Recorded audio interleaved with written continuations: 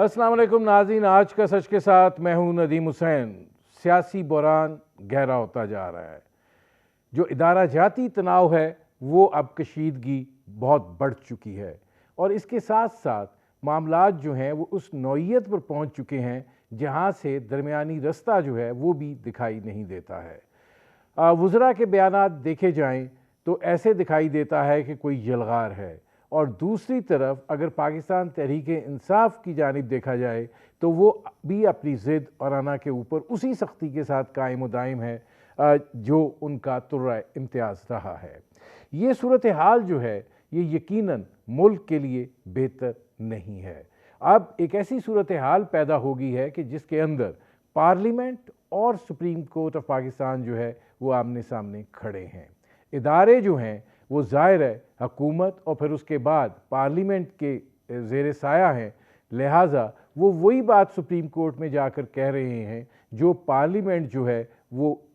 Bill की सूरत में, करारदाद की सूरत में मंजूर करती है या मुस्तरद करती है। इसी तरीके से कल एक अहम मुलाकात जो है वो चीफ जस्टिस और फिर जस्टिस एजाजुल एहसन और जस्टिस मुनीब के साथ हुई, और वो मुलाकात थी हिसास इदारों के सरबराहान की, जिसके अंदर पाकिस्तान की सिक्योरिटी सूरत हाल के हवाले से उनको आगाह किया गया। इस वक्त बुनियादी तौर पर जो नक्शा सामने दिखाई देता है वो ऐसा है कि रियासत ही अभी तक नहीं चाहती है कि इस मुल्क में उस तारीख पर इंतखाबात हों जो सुप्रीम कोर्ट ऑफ पाकिस्तान ने दी है। आइनी तकाजा जो है उसको मौखर भी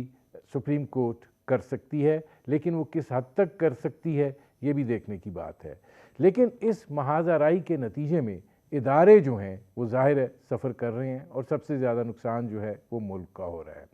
आइनी और कानूनी बहरान के अंदर एक मुफाहमत की लो भी ज़रा जली है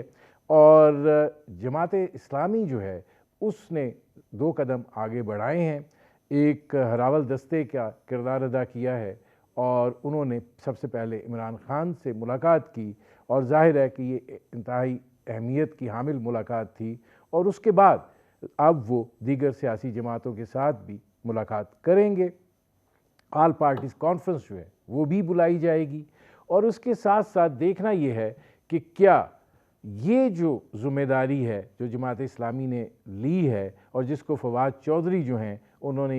यकलख्त कह दिया कि ये एक मजाक है, कैसे आगे बढ़ती है। अब जमात इस्लामी के नायब अमीर लियाकत बलोच साहब जो हैं उनको उस कमेटी का सरबराह मुकर्रर किया गया है जो मुज़ाकराती अमल का हिस्सा होगी। ये जो सिलसिला है क्या ये बढ़ सकता है, और क्या इसमें से कोई दरमियानी रास्ता जो है वो निकल सकता है, मुल्क जो है वो बेहतरी की तरफ जा सकता है, आइनी, कानूनी और सियासी बहरान जो है उससे ये मुल्क जो है वो आज़ाद हो सकता है कि फिर उसके जो मुस्बत असरात हैं वो मुल्क के दीगर जो शोबाजात हैं उन पर भी पड़ें, और इस वक्त एक जो हैजान की कैफियत बरपा है उसका किसी हद तक कमी या ख़ात्मा हो सके। ये सूरत हाल यकीनन पेचीदा ज़रूर है, बज़ाहिर नामुमकिन भी दिखाई देती है, लेकिन अगर ऐसा नहीं होता तो फिर क्या होगा, ये एक अहम सवाल है, और ज़ाहिर है कि इस पर करेंगे बात। आपका अपने मेहमानों से तारुफ़ करवाते हैं। हमारे साथ मौजूद हैं लियाकत बलोच साहब, नायब अमीर हैं जमात इस्लामी के। हमारे साथ मौजूद हैं इरफान कादिर साहब, साबिक़ अटॉर्नी जनरल रहे, और हमारे साथ मौजूद हैं इश्तियाक अहमद ख़ान साहब, सदर हैं लाहौर हाई कोर्ट बार के। लियाकत बलोच साहब, आपसे ज़रा शुरू कर रहा हूँ, ये फरमाइएगा कि चूँकि आप उस मुलाकात में शामिल थे जो पाकिस्तान तहरीक-ए-इंसाफ के चेयरमैन इमरान खान से हुई, बहुत सी चीज़ें जो हैं वो सिराजुल हक साहब की ज़ुबानी तो आ चुकी हैं, लेकिन आपको उस मुलाकात के बाद क्या लगता है कि इमरान खान का जो एक रवैया या एक तर्ज़ अमल जिसमें लचक नहीं है, आपको महसूस होता है कि उसमें लचक आ सकती है, उनकी गुफ्तगू से कोई आपको इस नौइयत का इंदिया मिला? जी बिस्मिल्लाहिर्रहमानिर्रहीम। नदीम साहब बहुत शुक्रिया, और मैं इरफान कादिर साहब का भी, जनाब इश्तियाक साहब का भी, کہ بھی آپ کے ساتھ اس اہم موضوع پر بات کرنے کا موقع مل رہا ہے۔ ہماری جو ملاقاتیں ہیں وہ سب سے پہلے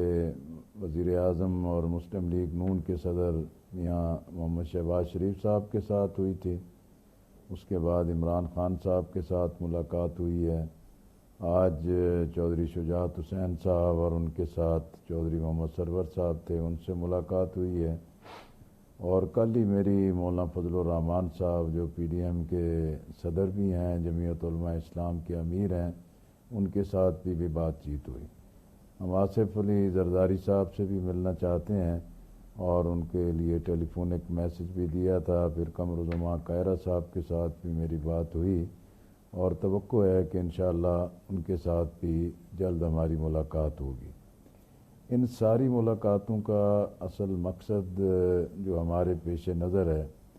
کہ دیکھیں، سیاست، حکمت عملی اور سیاست کے میدان میں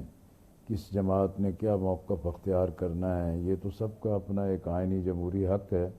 لیکن اس وقت مسئلہ یہ ہے کہ سیاست میں مذاکرات نہیں ہیں، ڈائلاگ نہیں ہے، اور ہیڈ آن کولیجن کی طرف ہم آگے بڑھ رہے ہیں، اور جس کی وجہ سے خود جمہوریت کے لیے، آئین کے لیے، ریاست اور قومی اداروں کے لیے ایک بڑے خطرات پیدا ہو رہے ہیں، جس سے اصل نقصان تو پاکستان کے عوام کا ہے اور خود پاکستان کا ہے۔ اسی لیے جب سیاست میں مذاکرات کے دروازے بند ہوتے ہیں، حالات بند گلی کی طرف جاتے ہیں، تو اس کا فائدہ کوئی اور فریق اٹھاتا ہے۔ تو اسی جذبے کے ساتھ ہم نے یہ ملاقاتیں کی ہیں، اور ان ملاقاتوں میں دو ہی بنیادی چیزیں تھیں۔ ایک تو یہ ہے کہ آئین کو ہر صورت میں محفوظ رہنا چاہیے، دوسرا انتخاب کا معاملہ ہے۔ اب پنجاب اسمبلی کے انتخاب پر ایک تنازع موجود ہے، اور جب یہ 30 اپریل کی مدت مقرر کی گئی تھی، 90 دن کی لمٹ جو ہے آئین کی، وہ تو پہلے ہی کراس کر لی گئی۔ اب دوسرے مرحلے پہ سپریم کورٹ کے سہ رکنی بینچ نے جو فیصلہ دیا، اس میں بھی مزید 20 دن اور آگے بڑھ گئے۔ تو اس صورتحال میں اب وہ لمٹ تو اپنی جگہ کراس ہو چکی ہے، لیکن دوسری صورت یہ ہے کہ صرف پنجاب میں الیکشن ہوتا ہے تو یہ عدم استحکام کا باعث بنتا ہے، اور ہمارا موقف بھی یہی تھا کہ بھی اگر ایک دن الیکشن پر اتفاق ہوتا ہے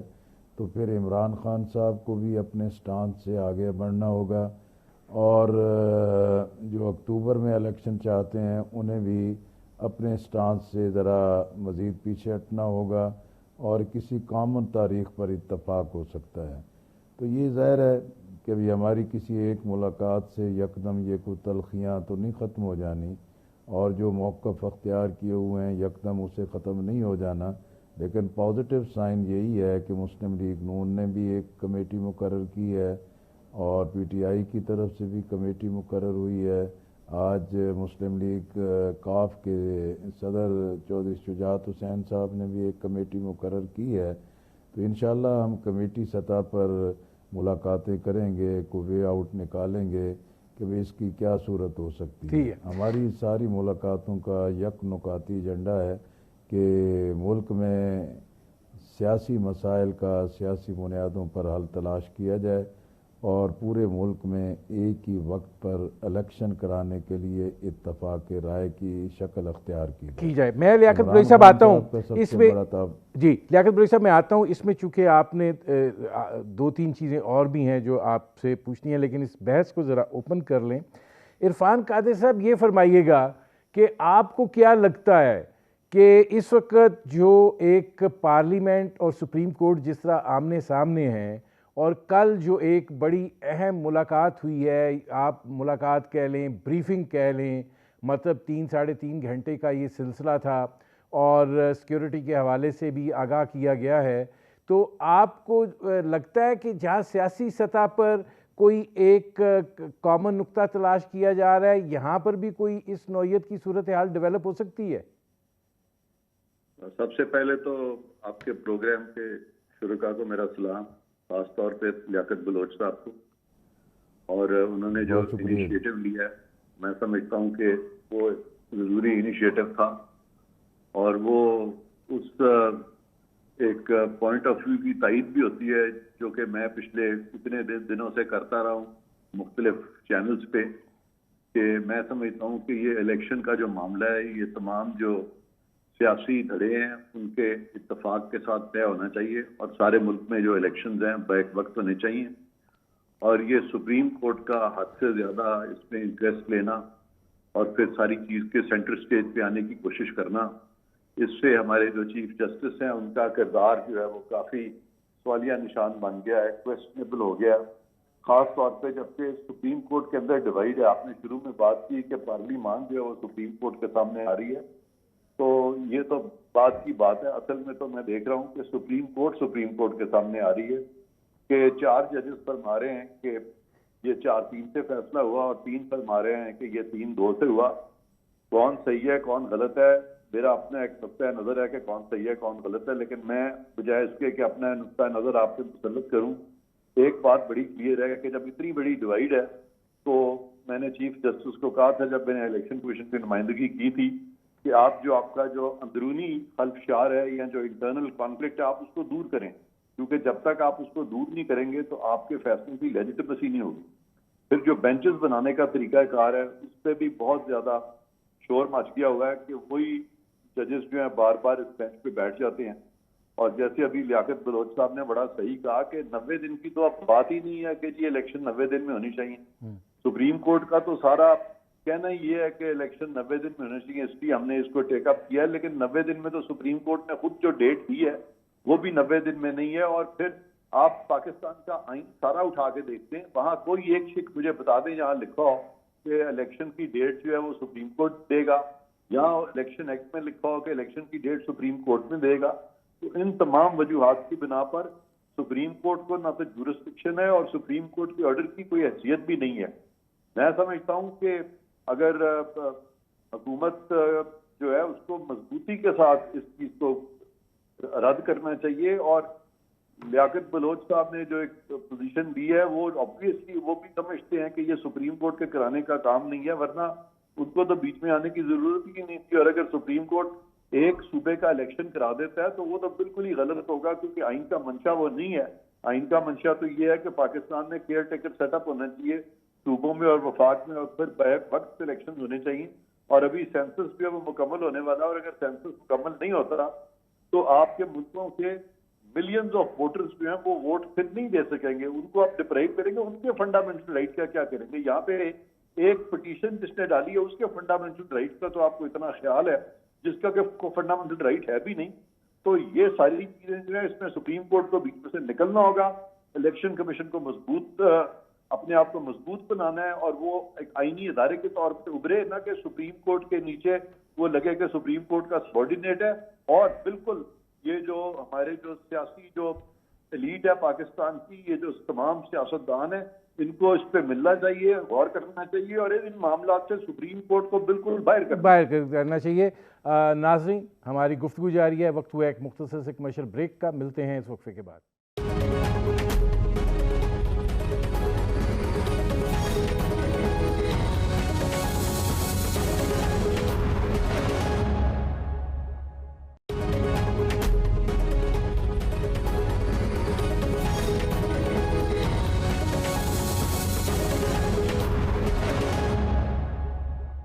वेलकम बैक। अब इश्तियाक साहब ये फरमाइएगा कि पार्लियामेंट ने जो कानून पास किया है उसके अदालती जो हुक्म इम्तनाई आया, पाकिस्तान बार कौंसिल जो है उसने यौम सियाह आज ऐलान किया। आप लोग जो हैं उधर से उसकी एक मजम्मती करारदाद आप लोगों ने डाल दी। अब प्रॉब्लम ये है कि क्या आपको नहीं लगता है कि चीफ जस्टिस जो है उनका ये जो एक सारी बार्स का मुतालबा था, हर वकील से बात करो वो कहता है नहीं, इख्तियार नहीं होना चाहिए। अब जब उस इख्तियार के बारे में कानून साजी की गई है और एक डेमोक्रेटिक कानून साजी की गई है, उस पर फिर आप लोग क्यों तस्लीम नहीं कर रहे? नदीम साहब, पहले तो मैं और इरफान का, ये सारे यहाँ दोस्त मौजूद हैं, इन्होंने बड़ी खूबसूरत बातें की। यहाँ पे ये चाहते हैं मुल्क के अंदर एक कंसेंसस हो, एक यहाँ पे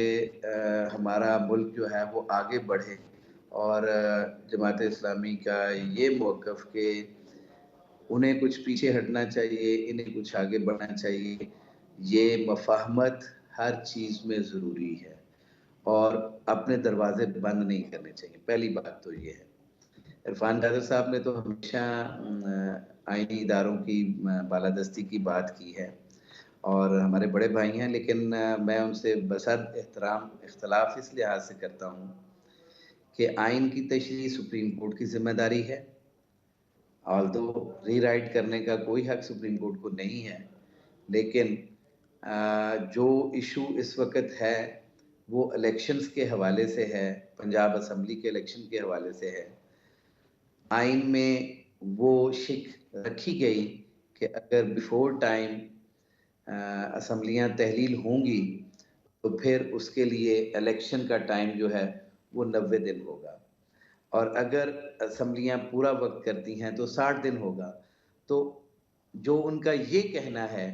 कि सारे मुल्क में इलेक्शन एक साथ हों और एक जगह पे इलेक्शन करवा देना गैर कानूनी है या गैर आइनी है, मैं उससे इख्तलाफ करता हूँ। वहाँ पे इलेक्शन सुप्रीम कोर्ट के ऑर्डर के मुताबिक होना चाहिए, और ये इख्तियार भी सुप्रीम कोर्ट के पास है कि जब सियासी पार्टियाँ अपने पार्लियामेंट के अंदर अपने सियासी महाजों पे एक जगह पे डट जाती हैं, तो सारे के सारे मैटर्स जो हैं ये खुद सुप्रीम कोर्ट में लेके आते हैं। वो हमजा शहबाज का इलेक्शन हो, वो परवेज़ इलाही साहब का इलेक्शन हो, वो इंटरिम गवर्नमेंट का इलेक्शन इशू हो, सारी की सारी तशरीहात ये हाई कोर्ट और सुप्रीम कोर्ट से लेते हैं। अगर ये हमारे सियासतदान इस चीज़ को, इस नज़ाकत को समझते हों तो हर चीज़ का हल सुप्रीम कोर्ट और हाई कोर्ट के पास ना लेके आएँ, और वो कासिम सूरी वाला फैसला हो, वो उसके बाद वाला फैसला हो, उसको आना क्या कहाँ पे होता है, वो पार्लियामेंट की बात ही नहीं। तब इनकी ये कहना था कि पार्लियामेंट जो है वो ये कानून साजी कर सकती है, आज ये कह रहे हैं पार्लियामेंट ये कानून साजी कर सकती है, जबकि आइन इसके लिए आर्टिकल 175, 191 और फेडरल लेजिस्लेटिव लिस्ट की एंट्री नंबर 51, इरफान कादर साहब बड़ी अच्छी तरह से समझते हैं कि फेडरल गवर्नमेंट के पास इख्तियार कहाँ कहाँ तक है, किस किस हवाले से लेजिस्लेशन हो सकती है। उसमें या तो आइन में से वो तरामीम करके वो सारी शिकें निकाल दी जाएं, तो फिर मैं इनकी बात मानता हूं कि पार्लियामेंट ये कर सकती है, पार्लियामेंट 2/3 मेजॉरिटी के साथ आइन में से ये सब कुछ निकाल सकती है। मैं आता हूँ तो इश्तियाक फिर साहब, मैं इनकी जी मैं आता हूँ इश्तियाक साहब। अच्छा, अब लियाकत बलोच साहब, मैंने आपकी जो मुलाकात हुई थी वज़ीर आज़म साहब से, उसका जिक्र इसलिए नहीं किया कि ठीक है वो मुलाकात की अहमियत अपनी जगह, लेकिन इमरान खान साहब जो हैं वो किसी की बात सुनने के लिए तैयार नहीं हैं, और ज़ाहिर है अभी भी वो कह रहे हैं कि मैं ख़ुद बात नहीं करूँगा, मेरे लोग बात करेंगे। और उन्होंने जो कमेटी भी तश्कील दी है उसमें अगर आप देखें तो 2 लोग तो आपकी जमात के ही हैं, एक परवेज़ खटक साहब हैं जो PTI से हैं। तो मैं आपसे ये इसलिए पूछ रहा था कि इमरान खान साहब से जब मुलाकात हुई तो आपको वहाँ से संजीदगी का, लचक का कितना आपको ये अंदाज़ा हुआ कि जिससे आपको ये उम्मीद पैदा हो चली कि चलें कमेटी की सतह पर ही बातचीत शुरू हो जाए तो कोई रास्ता निकल सकता है? जी, मेरा ख्याल है कि भी शहबाज शरीफ साहब के यहाँ भी उनके अपनी टीम भी मौजूद थी, और इमरान खान साहब के साथ जो मुलाकात हुई तो उनके भी अपने कायदीन मौजूद थे। तो मेरा अपना ज़ाती ख्याल ये है कि भी गुंजाइश तो दोनों अतराफ़ में पाई जाती है कि कोई रास्ता निकलना चाहिए। जैसे मैंने ख़ुद इमरान खान साहब से कहा कि देखें, अगर आप पॉपुलर हैं, आपकी पार्टी पॉपुलर है और आप एक पॉपुलैरिटी की स्टेज पर मौजूद हैं, लेकिन सियासत में ये जेलें, थाने, हथकड़ियाँ, गिरफ्तारियाँ ये एक मामूल का हिस्सा है। लेकिन सारी पॉपुलैरिटी के बावजूद अगर आप एक स्टांस पे खड़े रहें और मुल्क में इलेक्शन तक ना पहुँच सकें और इलेक्शन ना करवा सकें, तो ये भी आपकी बराह रास्त अपनी नाकामी होगी। اور سیاست میں تو بات چیت کے ذریعے ہی راستہ کھلتا ہے. تو جس کی بنیاد پہ ان کا خیال یہی تھا کہ بھی یہ لوگ الیکشن نہیں کروانا چاہتے اور الیکشن سے فرار کے راستے اختیار کر رہے ہیں. تو ہم نے کہا کہ بھی اگر کوئی نہیں کروانا چاہتا اور دوسرا کوئی ایک ایسا موقف آئے کہ جس میں ان کو اپنے خیال کے مطابق عمل میں کوئی سہولت کاری ہو جائے تو یہ بھی ٹھیک نہیں ہوگا. تو اس لیے دونوں اطراف سے پھر کمیٹیاں تشکیل دی گئی ہیں. تو ظاہر ہے کمیٹیوں کی تشکیل کے بعد بھی یہ کوئی اتنا آسان تو نہیں ہوگا، لیکن پارٹیوں میں اختلاف رائے ہوتا ہے، مختلف قائدین مختلف آراء پیش کرتے رہتے ہیں، لیکن اگر ہم اخلاص کے ساتھ ایک موقف رکھتے ہیں کہ آئین کا بھی تحفظ ہو، پاکستان میں انتخاب بھی ہو، پاکستان کے جمہور اپنے جمہوری حق سے محروم بھی نہ ہو،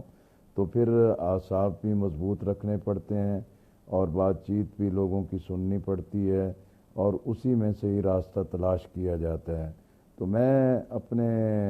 دانست میں یا اپنی رائے میں یہ سمجھتا ہوں کہ اس میں کافی محنت کی بھی ضرورت ہوگی اور بار بار گفتگو اور ملنے کی بھی ضرورت ہوگی اور اس سے ہی کوئی راستہ نکلے گا انشاءاللہ. اور ہم نے ماضی میں بھی دیکھا ہے کہ جب کبھی بھی مذاکرات کی شکل پیدا ہوتی ہے تو اس وقت سیاست میں ٹھہراؤ بھی آتا ہے اور آگے بڑھنے کے راستے بھی نکلتے ہیں. اس وقت بھی ملک جس صورتحال سے حقیقت میں تو عام آدمی بہت پریشان ہے. اچھا لیاقت بلوچ صاحب، اس میں سوال یہ ہے، ان کا یہ خیال ہے جی لیاقت بلوچ صاحب سوال یہ ہے ان کہ کا آپ یہ خیال ہے کہ بھئی یہ اپنے سیاست میں لگے ہوئے ہیں، انہیں عام آدمی کو کسی کا خیال نہیں ہے. تو اس لیے جو پرائرٹی ہے اس کے مطابق ہم نے ترجیح دی ہے اور انشاءاللہ کوشش کریں گے کہ بھی یہ تبادلہ خیال، بات چیت اور کمیٹی لیول پر آپس میں ملاقاتیں اور اس کی بنیاد پر آگے بڑھیں. پہلے مرحلے پہ تو ٹاپ لیڈرشپ کے ساتھ ملاقاتیں ہو رہی ہیں، دوسرے مرحلے پر پھر کمیٹی سطح پر ہماری ملاقاتیں اور اس میں سے ورک آؤٹ کرنا کہ ہم کیسے آگے بڑھ سکتے ہیں. بنیادی چیز ہے کہ یہ یقین پیدا ہو جائے کہ اب الیکشن لازماً ہونا ہے اور اس الیکشن کی تاریخ پر اتفاق اسی صورت میں ہوگا جب یہ گارنٹی ہو جائے کہ بھی اب الیکشن سے فرار نہیں اور الیکشن یقینی ہے. اب اس میں ایک سوال ہے لیکن میں اس سے پہلے چونکہ آپ نے ایک تفصیل سے یہ بات کی ہے، عرفان قادر صاحب یہ فرمائیے گا کہ لیاقت بلوچ صاحب جو بات کر رہے ہیں ظاہر ہے کہ یہ ایک سلسلے کا آغاز ہے، سرا پکڑنے کی ایک کوشش ہے اور پھر دیکھنا ہے کہ اس پہ آگے کیسے چلا جاتا ہے. لیکن اس وقت کی سچویشن یہ ہے کہ سپریم کورٹ آف پاکستان ایک پوزیشن لے چکی ہے، پارلیمنٹ ایک پوزیشن لے چکی ہے اور پرائم منسٹر کو ایک ایڈوائس دے چکی ہے. تو آپ کو کیا لگتا ہے کہ یہ جب آپ اس طرح کی پوزیشن لے لیں آئینی اور قانونی پوزیشن میں تو درمیانی راستہ کیا نکلے گا؟ سب سے پہلے تو یہ جو آپ آئینی پوزیشن کہہ رہے ہیں، قانونی پوزیشن، سپریم کورٹ نے نہ کوئی آئینی پوزیشن لی ہے نہ کوئی قانونی پوزیشن لی ہے. اور اشتیاق صاحب نے جو بات کی ہے انہی کی بات کو آگے بڑھاتے ہوئے میں یہ صاف طور پہ کہنا چاہتا ہوں، انہوں نے کوٹ کیا ہے آرٹیکل 175 کو. آرٹیکل 175 تو صاف طور پہ کہہ رہا ہے کہ سپریم کورٹ کو یا کسی بھی عدالت کو کوئی اختیار نہیں ہوگا جب تک کہ اس کو اسپیسیفکلی وہ اختیار تفویض نہ کیا گیا ہو قانون میں یا آئین میں. تو مجھے اشتیاق صاحب بتا دیں کہ آئین کا کون سا پروویژن ہے جس میں کہ سپریم کورٹ کو یہ اختیار دیا گیا ہے کہ وہ الیکشن کی ڈیٹ دے گی، اور آئین کا اور قانون کا کون سا پروویژن ہے جس میں سپریم کورٹ کو یہ اختیار دیا گیا ہے کہ وہ ڈیٹ دے گی. تو لہذا سپریم کورٹ کا تو کوئی دور دور کا تعلق اس سے نہیں ہے. اب میں آتا ہوں لیاقت بلوچ صاحب جو فرما رہے ہیں اس طرف. میں خود سمجھتا ہوں کہ یہ بڑا ضروری ہے کہ ہماری جو سیاسی اشرافیہ یا جس کو ہم پولیٹیکل ایلیٹ کہتے ہیں یا پاکستان کی جو ٹاپ تمام پولیٹیکل پارٹیز ہیں ان میں ہم آہنگی ضروری ہے. اور وہ صرف یہی نہیں کہ آپس میں اگر ان کا لڑائی جھگڑا بھی انہوں نے کرنا ہے، ان کے ڈفرینسز بھی ہیں تو وہ پارلیمان میں بیٹھ کے ان کو طے کرنے چاہیے. مختصراً میں یہ کہوں گا کہ اگر خان صاحب اس وقت لیڈر آف دی اپوزیشن بن کے قومی اسمبلی میں بیٹھے رہتے اور دو حکومتیں ان کی اپنی ہوتی پنجاب میں اور KPK میں، تو پھر وہ الیکشن کو بھی زیادہ بہتر بارگیننگ پوزیشن میں ہوتے. اور آج اسی لیے ان کے جو ممبران ہیں ان کو یہ کہنا پڑ رہا ہے کہ 2 کے استعفے دیے ہیں لیکن وہ پٹیشنیں کرتے چلے جا رہے ہیں تاکہ وہ اسمبلی میں آ کے بیٹھیں. تو ان سے یہ بہت بڑی غلطی ہوئی ہے کہ انہوں نے سیاسی پارلیمان کو کمزور کیا ہے, سیاست دانوں کو کمزور کیا ہے, اور پاکستان کی ایک ایسی عدلیہ جس کی کہ لیجیٹمیسی تب بنے گی جبکہ اس کی تشکیل نو ہوگی. تو میں تو خود چاہتا ہوں کہ تمام پولیٹیکل پارٹیز اکٹھی بیٹھیں, آنے والی جو پارلیمان ہے وہ مضبوط پارلیمان ہو, اور پھر سب کے کنسنسس کے ساتھ عدلیہ کو آپ ریکنسٹیٹیوٹ کریں, اور سب کے کنسنسس کے ساتھ آپ احتساب کے قوانین بنائیں, اور جب کنسنسس کے ساتھ ججز بیٹھیں گے اور پھر ان پہ معاملے آئیں گے ان کے سامنے, تو اس کی لیجیٹمیسی, اس کی قانونی حیثیت زیادہ ہوگی. آج یہ جو افتخار چودھری صاحب کی جو باقیات ہیں وہ کبھی جس کو فائدہ مل رہا ہوتا ہے وہ اس کے ساتھ ہو جاتا ہے. تو یہ جو شارٹ ٹرم ایڈوانٹیجز ہیں وہ نہ پیپلز پارٹی دیکھے, نہ وہ پی ٹی آئی دیکھے, نہ وہ پی ایم ایل این دیکھے, نہ وہ جماعت اسلامی دیکھے. لانگ ٹرم گیم کے رول سیٹ ہونے چاہیے. اب یہ ججز اتنے انسیکیور ہیں کہ یہ ان کا ایڈونچرزم جو ہے وہ ختم ہی نہیں ہو رہا, اور ملک جو ہے اس میں افراتفری اور منارکی کی طرف کھینچ کے لے کے جا رہے ہیں. یہ ساری چیز میں سمجھتا ہوں بند ہونی چاہیے, اور ایک بہت بڑا سٹیک ہولڈر پاکستان کی افواج ہے, اس کے ساتھ تمام سیاسی قوتوں کی ہم آہنگی ضروری ہے تاکہ اب آنے والے دنوں میں پارلیمان مضبوط ہو, اور پارلیمان یہ ایک رستہ ہے جس کے ذریعے کہ ملک جو ہے وہ چلایا جائے. مجھے ایک بریک لینا پڑ رہا ہے جی. ناظرین, ہماری گفتگو جاری ہے, ایک مختصر سے کمرشل بریک کا وقت ہوا ہے, ملتے ہیں اس وقفے کے بعد.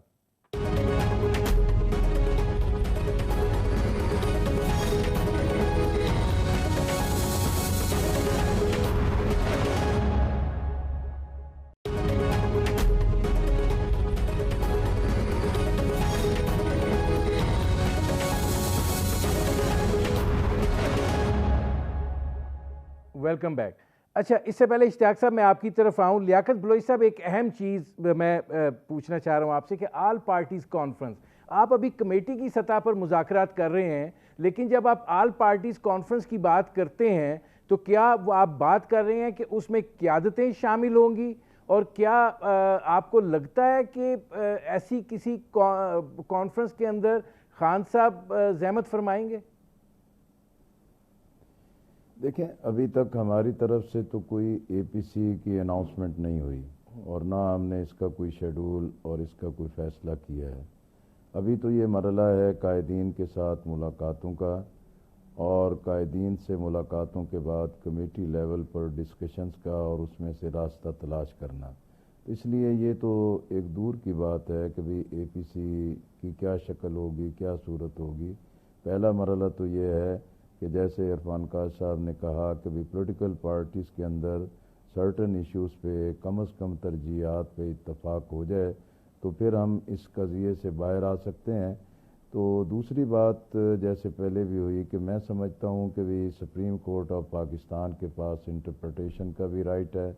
اور اس کے فیصلے کا بھی احترام ہوتا ہے, لیکن موجودہ حالات میں سپریم کورٹ کی خود ایک تقسیم کا جو تاثر ہے وہ عوامی سطح پر بھی گہرا ہے اور حقیقت میں بھی لوگوں کے سامنے آ رہا ہے.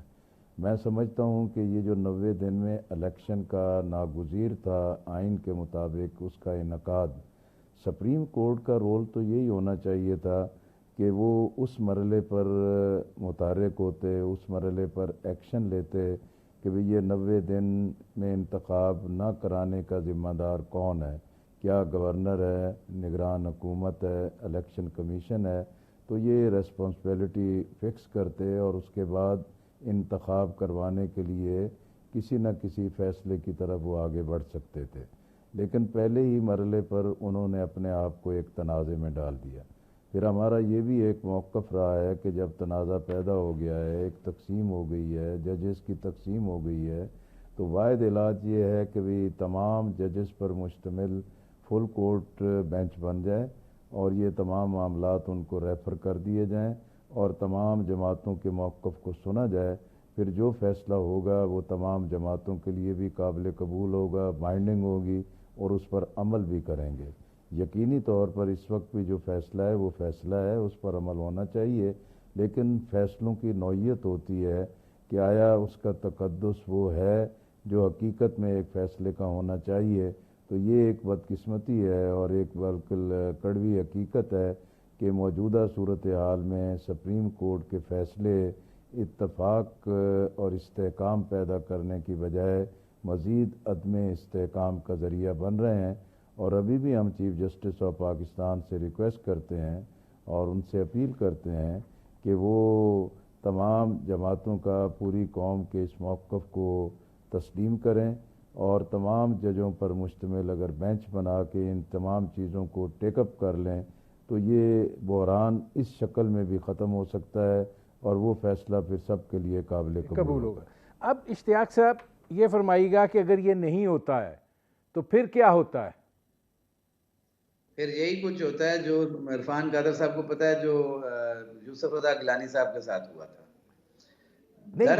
نہیں اشتیاق صاحب، یوسف رضا گیلانی صاحب کے ساتھ کیوں؟ یہاں تو پارلیمنٹ آگے ڈھال بنی ہوئی ہے، وہ بل منظور کر رہے ہیں، وہ قراردادیں منظور کر رہے ہیں، وہ ریسپانسبلٹی۔ تب بھی پارلیمنٹ میں یہ بحث ہوئی تھی، تب بھی یہ بات ہوئی تھی کہ کمیٹی کیبنٹ نے انہوں نے کہا تھا کہ وزیر اعظم صاحب ایڈوائس جو ان کو دی گئی تھی، آج بھی وہی ایڈوائس موجود ہے کہ خط نہ لکھیں، ٹھیک ہے؟ آج بھی وہی وقت ہے کہ جی الیکشن نہ کروائے جائیں۔ مجھے یہ بتا دیں کہ کون سی سیاسی پارٹی ہے جو الیکشن سے بھاگتی ہے؟ میں یہ کہہ ہی نہیں رہا، میں آئین کی اور قانون کی بات کر رہا ہوں۔ مجھے عرفان قادر صاحب نے انٹرپریٹیشن کرتے ہوئے جو بات کہی ہے کہ 4-3 کا فیصلہ ہے، 3-2 کا فیصلہ ہے، بطور قانون دان، بطور طالب علم، میں نے زندگی میں پہلی مرتبہ اس طرح کی انٹرپریٹیشن سنی ہے کہ جو جج صاحبان فیصلہ جو کیس سن نہیں رہے، جو فیصلہ لکھ نہیں رہے، وہ فیصلہ اختلافی نوٹ کے ساتھ آ رہا ہے، کوئی 10 دن بعد، کوئی مہینے کے بعد اختلافی نوٹ آتے ہیں، لیکن اس بینچ کے آتے ہیں جس بینچ نے ہیئرنگ کی ہوتی ہے، جس بینچ نے وہ 5 رکنی بینچ تھا، 5 رکنی بینچ میں سے 3-2 کا فیصلہ آ گیا، 2 کا اختلافی نوٹ سر ماتھے پہ ہے، یہ باقی 2 کا اختلافی نوٹ جو آیا یہ تو ہم نے سپریم کورٹ میں پہلی مرتبہ دیکھا ہے۔ اور یہ کون کر رہا ہے؟ یہ میں نے پہلے بھی عرض کیا تھا کہ یہ وہ لوگ ہیں جو سپریم کورٹ کو کمزور کرنا چاہتے ہیں، جو اس ملک کے آئینی اداروں کو کمزور کرنا چاہتے ہیں۔ اس میں پارلیمنٹ بھی اسی طرح کی شامل ہے، اس میں الیکشن کمیشن بھی اسی طرح سے شامل ہے۔ نہیں ایک منٹ اشتیاق صاحب، میرا ادھر آپ سے ایک سوال ہے، آپ کیا سمجھتے ہیں کہ جسٹس افتخار چودھری نے سپریم کورٹ کو مضبوط کیا، ثاقب نثار نے سپریم کورٹ کو مضبوط کیا، کھوسا صاحب نے سپریم کورٹ کو مضبوط کیا، پھر کل اعظم نذیر تارڑ صاحب یہ بات کر رہے ہیں کہ جناب فون آتے ہیں کہ یہ ججز رکھ لو، اور ان کے کہنے پہ پھر وہ ججز رکھے جاتے ہیں۔ جب یہ نوعیت ہو تو کون کس طرز کی آپ فیصلہ سازی کی بات کر رہے ہیں؟ دیکھیں، اعظم نذیر تارڑ صاحب ہی جج بھی رکھواتے ہیں، کیونکہ میرا تو انہی کے ساتھ یہاں گروپنگ اور جو معاملات ہیں الیکشنز کے بھی، یہ انہی کو فون آتے ہیں، یہی رکھتے اور رکھواتے ہیں۔ ہمیں تو کوئی فون ایسے نہیں آتے کہ جی فون آپ جج رکھ لیں۔ میں نے بھی لا منسٹری میں بطور ایڈیشنل اٹارنی جنرل 3 سال تک گزارا ہے۔ یہ ساری کی ساری چیزیں جو ہے نا کمزور کیے جا رہے ہیں، ہماری سپریم کورٹ، ہماری ہائی کورٹس۔ میرا اختلاف رہا ہے ججز کی اپوائنٹمنٹ کے حوالے سے، اس میں بار کے رول کے حوالے سے، اس میں اختیارات کے حوالے سے، یہ ضرور رہا ہے، بٹ یہ وہ وقت نہیں تھا جس وقت کے اوپر ہم اپنی لڑائی at the state of Supreme Court لڑنا شروع کرتے ہیں۔ ہمارے اختلافات اپنی جگہ پہ موجود، لیکن سپریم کورٹ کے فیصلے کا تقدس اپنی جگہ پہ موجود۔ اچھا، میں اشتیاق صاحب آتا ہوں، اس پہ مجھے ذرا ایک جواب لے لینے دیں۔ جی، عرفان قادر صاحب وہ یہ کہہ رہے ہیں کہ سپریم کورٹ کو جو ہے وہ کمزور کیا جا رہا ہے، ہائی کورٹس کو کمزور کیا جا رہا ہے، اور ظاہر ہے کہ فیصلہ جو آپریٹو ججز ہے اس کا ہی مانا جائے گا۔ اس پہ میں صرف یہی کہوں گا کہ میں بھی کچھ تھوڑا سا تجربہ رکھتا ہوں آئین کا اور ان چیزوں کو سمجھتا ہوں، کیونکہ میں اشتیاق صاحب کی رائے کا احترام کرتا ہوں، ان کی بھی ایک رائے ہے، لیکن میں اس چیز کو یہاں پہ اینڈ کرتا ہوں کہ یہ جو بدیال صاحب ہیں یہ اپنے 2 ججز کے ساتھ بے شک اپنی بات منوا لیں اور بے شک الیکشن کروا لیں۔ اگر یہ کروانے میں کامیاب ہو گئے اور اسی طرح الیکشن پیسفل ہوئے تو میں سمجھتا ہوں کہ پھر کمال ہی یہ بہت بڑے یہ ہیرو بن جائیں گے پاکستان کے واسطے۔ اور یہ جو عدلیہ ہے موجودہ، میں سمجھتا ہوں کہ پھر سارا کچھ ہی ملک کی بھاگ دوڑ سب انہی کے حوالے کر دیں. لیکن میں میرا کبھی خیال یہ ہے کہ یہ جو موجودہ چیف جسٹس ہیں یہ ثاقب نثار سے بھی میرا خیال ہے کچھ ہاتھ آگے ہی چلے گئے ہیں. اور افتخار چودھری صاحب جو ہیں ان کو جب میں دیکھتا ہوں تو وہ مجھے زیادہ بیلنس نظر آتے ہیں بنسبت یہ موجودہ چیف جسٹس. اچھا، اب لیاقت بلوچ صاحب، سوال یہ ہے کہ آپ اپنی کوششیں کر رہے ہیں لیکن اس کے متوازی بھی ایک یہ سارا سنیریو بلڈ ہوا ہوا ہے. آپ کے رائٹ سائڈ پہ یہ دونوں حضرات ہیں. اگر یہ معاملہ نہیں بن پاتا تو پھر آپ کو اس سارے خڑمس میں سے کیا نکلتا ہوا دکھائی دے رہا ہے؟ دیکھیں ندیم صاحب، یہ بات تو بالکل دیوار پر لکھی ہے کہ بھی حالات تو کوئی ایسے نارمل نہیں ہیں، بہت بڑی اب نارملٹی سے دو چار ہیں. جہاں سیاست میں تقسیم ہے، سیاستدان بام دست و گریبان ہیں، ایک دوسرے کے مقابل میں کھڑے ہیں، وہیں پاکستان کی اسٹیبلشمنٹ کے رول کے بارے میں بھی لوگوں کا کوئی کامل اطمینان نہیں ہے کہ ان کا جو اسلوب ہے، طریقہ کار ہے، اس کی وجہ سے ہی پاکستان میں بہت سارے مسائل پیدا ہوئے ہیں. اسی طرح عدلیہ کا محاذ ہے، اور اس وقت جس طرح کی ایک تقسیم ہو گئی ہے اس کی پشت پر بھی جو ایک مسلسل عمل ہے وہ ججز کی تقرری کا ہے، اور اس کے ساتھ ساتھ یہ از خود نوٹس کی بنیاد پر جو میڈیا پلے ہے اور یہ جو کومنٹس ہیں اس کی بنیاد پر ایسے لگتا ہے کہ جو موضوع ہوتا ہے وہ دب جاتا ہے، لیکن بہت ساری چیزیں صرف ایک گیلری پلے ہوتا ہے. یہ ساری چیزیں ایک ایب نارمیلٹی سے دو چار ہیں، لیکن ان میں سے سب سے بڑی ذمہ داری تو میں سمجھتا ہوں کہ سیاستدانوں کی ہے، پولیٹیکل لیڈرشپ کی ہے، کہ جنہوں نے قوم کو رہنمائی دینا ہے اور ان کی نمائندگی کرنا ہے. اگر وہ اپنی نمائندگی کا کوئی حق ادا کر سکتے ہیں تو اس کا راستہ انتخاب ہے، اور انتخاب پر اگر اختلاف قائم رہتا ہے تو 2023 کے الیکشن سے پہلے 2018 کو دیکھیں، 2013 کو دیکھیں کہ اس کے تنازعات کی وجہ سے سیاست، جمہوریت، پارلیمنٹ، ادارے، ریاستی ادارے اور ملک کی معیشت جو ہے کہ ایک تباہی اور تقسیم اور خرابی سے دو چار ہوئی ہے. اگر 2023 کا الیکشن بھی اسی طرح متنازع رہتا ہے اور اس کا تقدس پیدا نہیں ہوتا تو آئندہ آنے والے دنوں میں پھر کچھ اور بحران جنم لیں گے. پھر انہیں سیاستدانوں کے پاس سکت نہیں ہوگی کہ کنٹرول کر سکیں. یہی مرحلہ ہے کہ جس پر ان تمام ایب نارمیلٹیز کو سمجھتے ہوئے، سامنے رکھتے ہوئے سیاستدان بالغ نظری کا ثبوت دیں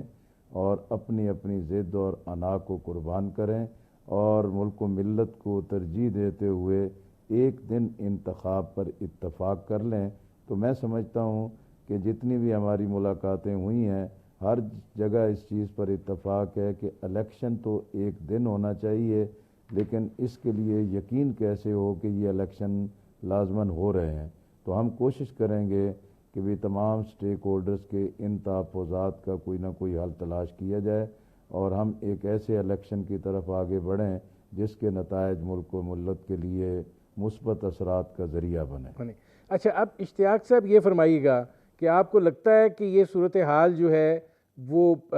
اس امید کی طرف چلی جائے گی، یا جو آپ کے لیڈر صاحب جس ضد کے کھمبے پر چڑھے ہوئے ہیں اس کے نتیجے میں کچھ اور نکلے گا؟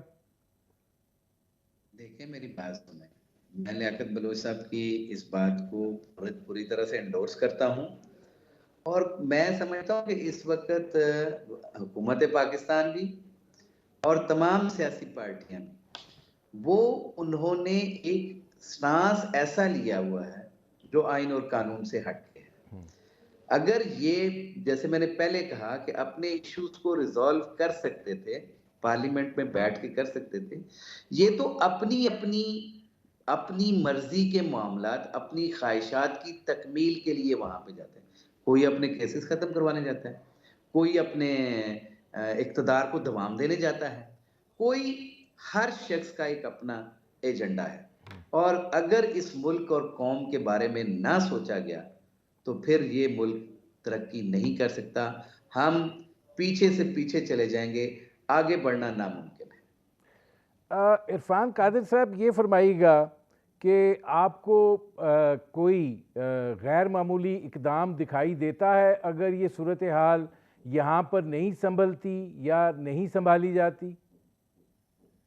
ہمیں اپنی انا کو مار کے مساق تاریخ انتخاب جو ہے وہ کرنا ہے، سمپل ایز دیٹ. اور میں 100% لیاقت بلوچ صاحب سے ایگری کرتا ہوں. اور یہ اگر اناؤں میں پڑے رہے کہ کس کی انا بڑی ہے، کہ چیف جسٹس کی بڑی ہے کہ کسی اور کی بڑی ہے، تو اس سے کسی کا کوئی فائدہ نہیں ہوگا. اور اس لیے یہ چیز جو ہے یہ افہام و تفہیم سے سیاسی افق پہ طے ہونی چاہیے، نہ کہ یہ عدالتی معاملہ یہ ہے ہی نہیں. میرے پروگرام کا وقت ختم ہو رہا ہے. بہت شکریہ لیاقت بلوچ صاحب، بہت شکریہ عرفان قادر صاحب، بہت شکریہ اشتیاق احمد خان صاحب. ناظرین، آپ نے ہمارے پینل کے شرکاء کی گفتگو سنی. اب تک کے لیے اتنا ہی. اجازت دیجیے. اللہ حافظ.